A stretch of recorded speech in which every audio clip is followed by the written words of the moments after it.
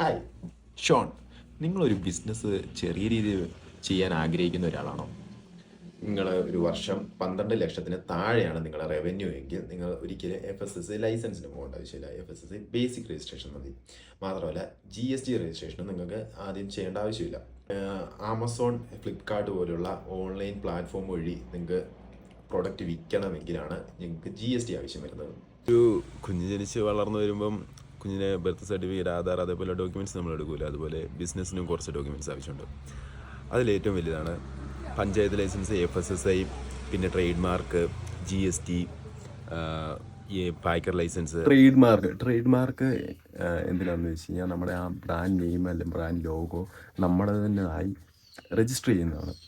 അങ്ങനെ ചെയ്ത് കഴിഞ്ഞാൽ പിന്നെ വേറൊരാൾക്ക് ആ ഒരു പേരോ ബ്രാൻഡ് ലോഗോയോ യൂസ് ചെയ്യാൻ പറ്റില്ല.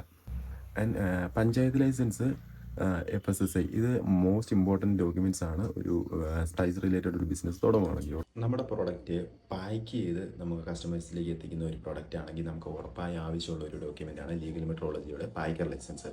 അപ്പോൾ ശരി, എന്നാൽ മറ്റൊരു വീഡിയോയിൽ നമുക്ക് നാളെ കാണാം.